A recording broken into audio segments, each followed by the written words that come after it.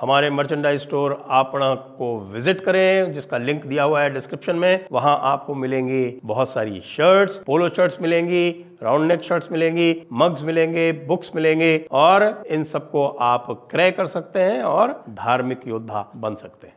सरकार ने, केंद्र सरकार ने अपनी लैटरल एंट्री वाली जो स्कीम थी उसको रोल बैक कर दिया।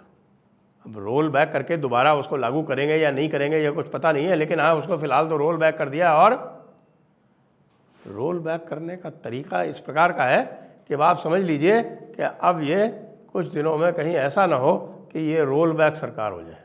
चिराग पासवान की एक धमकी आती है और अगले दिन रोल बैक हो जाता है।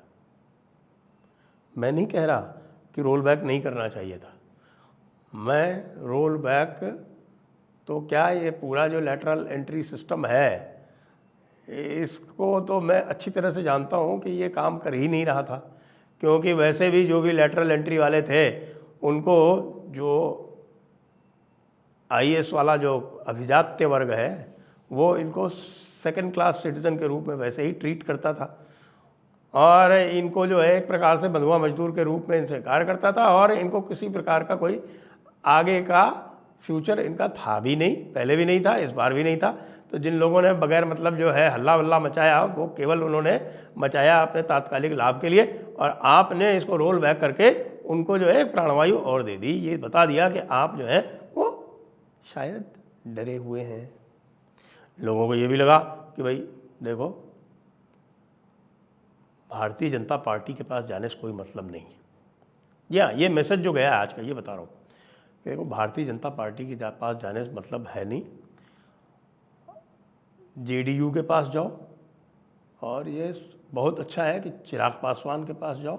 हाँ जी, चिराग पासवान जो है वो नए पावर सेंटर बन के उभर रहे हैं। या फिर टीडीपी के पास जाओ, टीडीपी ने वैसे समर्थन कर दिया था इसका।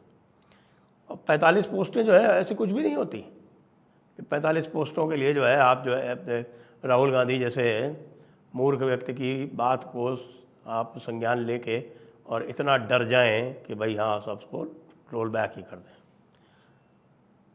हो सकता है आपने स्वयं कहलवाया हो कि चिराग पासवान यार तू कह दे तो क्रेडिट तेरे को जाएगा, हो सकता है ये कराया हो आपने, लेकिन भैया मैसेज तो यही गया कि ये तो सरेंडर सरकार है, ये नरेंद्र सरकार नहीं है, सरेंडर सरकार है। ये मैसेज चला गया। अब इस मैसेज को आप कैसे करेंगे? क्यों? पहले ही लोगों ने ये नैरेटिव बनाया था, हालांकि ये सच नहीं था, हमने इसका स्वयं खंडन किया था। हमने कहा था कि वक्फ बिल को जेपीसी में भेजा जाना जो है वो बहुत अच्छा निर्णय है, क्योंकि वक्फ बिल में अभी भी अमेंडमेंट में कमियां हैं, हम उसका उपयोग उठा सकेंगे, हमारे जैसे लोग जो हैं और जो और अन्य इसमें अमेंडमेंट्स कराने हैं वो भी हम करवा सकेंगे। इसलिए हम स्वयं चाहते थे कि ये जाए जेपीसी में।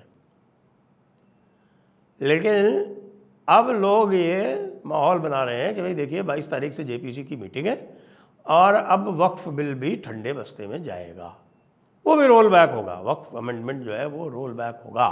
और यदि इस मसले पर, विशेषकर जो हिंदुओं से रिलेटेड मसले हैं, ये लैटरल एंट्री से किसी को कोई लेना देना नहीं था। ये तो राहुल गांधी ने एक कंकड़ उछाला, आप डर गए। और अभी तो 69,000 शिक्षकों की भर्ती का मसला जो है वो, जो 69,000 शिक्षकों की भर्ती पूरी तरह से निरस्त की है सर आपके कोर्ट ने, वो अभी गले की फांस बन के अटका हुआ है वहाँ उत्तर प्रदेश सरकार के, उसका भी हल निकालना पड़ेगा। और उसमें भी वही जो सारी समस्या है वो आरक्षण को लेके, और आरक्षण का ये कैलकुलेशन वो कैलकुलेशन सब कर करा के, और उसको बीच में कोर्ट ने उलझा के और उसको ख़त्म किया है। तो उसको लेके जो असंतोष है, और 90 दिन का समय दिया है, 90 दिन के समय में आपको इस बिल्ली के गले में भी घंटी बांधनी होगी। लेकिन जेपीसी क्या करेगी अब वक्फ अमेंडमेंट बिल के बारे में? 22 तारीख को मीटिंग है, 22 तारीख को जो है वो इनिशियल ब्रीफिंग होगी, इनिशियल रीडिंग होगी, लेकिन 22 तारीख को भी लोगों के तेवर पता चल जाएंगे। और आप बताएं कि देखिए इस समय क्या हो रहा है कि जो भी मुस्लिम दल हैं इस समय, उन्होंने अपनी अपॉर्चुनिटी ढूंढ ली है। वो भारतीय जनता पार्टी से बात ही नहीं कर रहे।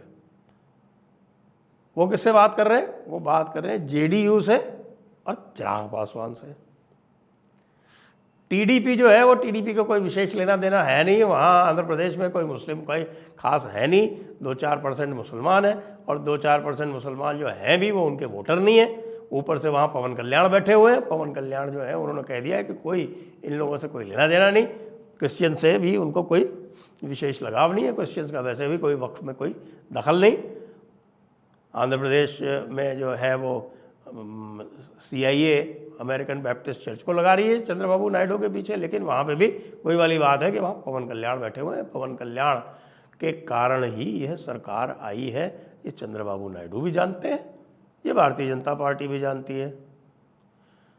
तो टीडीपी की ओर से कोई विशेष समस्या नहीं आने वाली है, लेकिन टीडीपी भी देखेगी कि भाई जेडीयू की इतनी चल रही है तो थोड़ी बहुत तो हम भी चलाएं, थोड़ी बहुत तो हम भी चलाएं। ललन सिंह ने तो खड़े होकर स्पष्ट रूप से समर्थन किया था, टीडीपी ने भी समर्थन किया था वक्फ अमेंडमेंट बिल का। YSRCP ने भी एक तरह से कंडीशनल समर्थन किया था, कंडीशनल इन द सेंस उन्होंने कहा था नहीं इसको एक बार जो है वो हम एग्जामिन कर लें। उन्होंने ना भी नहीं किया था, विरोध भी नहीं किया था। तो अब इस वक्फ बिल की फेट क्या होगी, ये अब एक प्रकार से हम कहें कि ये लिटमस टेस्ट होने वाला है सरकार का। अगर ये वक्फ एक्ट के पीछे हट गई तो मैं आपको बताता हूँ कि इस सरकार की विश्वसनीयता जो है वो बहुत बुरी तरह से प्रभावित होगी। क्यों प्रभावित होगी? क्योंकि फिर जो कोर वोटर है वो पूरी तरह से, वैसे भी इस समय कोर वोटर जो है वो बहुत एक कहें कि वो निराश है। ये जो समझौतावाद, ये जो मांड वाली जम्मू कश्मीर में इलेक्शन और बैलेट ही बुलेट का इलाज है। हाँ जी, अभी भी ये कहा जा रहा है कि बैलेट ही बुलेट का इलाज है। भैया बैलेट बुलेट का इलाज किसी सभ्य समाज में होता है।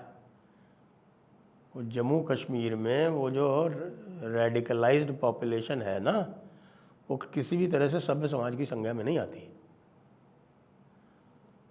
वो सारे के सारे अलगाववादी विचारधारा से कम 5 दशकों से पोषित हैं। तो आप ये मान लें कि 2019 से 2024 के बीच में उनका हृदय परिवर्तन हो गया, क्योंकि आपने आर्मी की सहायता से और अपने अमले की सहायता से कुछ तिरंगे लहरवा दिए।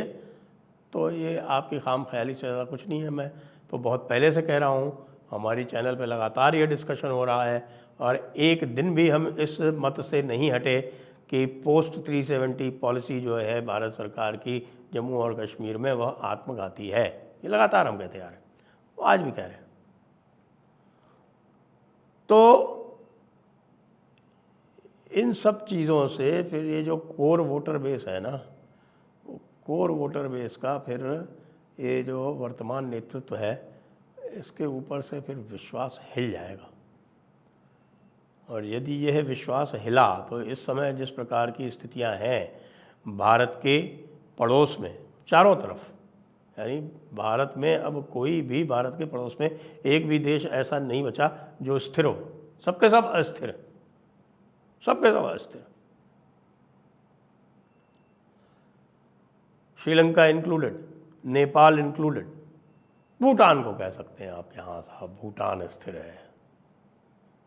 कितना बड़ा तो भूटान है, और वो भी चीन से गिरा हुआ, चीन से आतंकित रहता है बेचारा, किसी तरह से संभाले हुए अपने आप को। तो मेरा ये सुझाव है वर्तमान केंद्रीय सरकार को कि भाई इतना भी मत पीछे हटो, और इस तरह से मत हटो जिस तरह से आप ये लैटरल एंट्री वाले में हटे हो। क्योंकि यदि ऐसा हो गया ना तो आपके लिए फिर सरकार चलाना वैसे ही असंभव कर दिया जाएगा। वैसे ही आज जो है टिकैत जो है वो बड़े ज़ोर ज़ोर से चिल्ला रहा था कि हमने देखो जो है वो हमारा ट्रैक्टर जो था लाल किले की तरफ गया था, वो पार्लियामेंट की तरफ भी जा सकता था। औकात हो गई उसकी। हालांकि जयंत चौधरी के जाने के बाद में टिकैत की औकात पूरी तरह से ख़त्म हो गई है। उस टाइम में भी जयंत चौधरी यदि अपना धरना कायम रख पाए थे तो वो टिकैत अपना धरना कायम रख पाए थे गाज़ीपुर मोड़ पे, तो वो जयंत चौधरी की वजह से रख पाए थे। लेकिन किसी के प्रति कोई भी कार्रवाई नहीं करना, सबको सुन लेना और विष पीकर अपने आप को शिवजी समझ लेना, भाई ना चलेगा ये। ऐसे सरकारें तो नहीं चलती। ऐसे कोई आपके संत महात्मा का कोई काम चल जाए, भगवान बुद्ध का काम चल जाए, लेकिन सरकारें तो इस प्रकार से आज तक कोई ना चली हैं और ना कोई भविष्य में चलने वाली हैं। इस पर तो चाणक्य नीति ही चलेगी, और चाणक्य नीति के लिए सीना तो वाकई 56 इंच का ही चाहिए। जय हिंद, जय भारत, वंदे मातरम।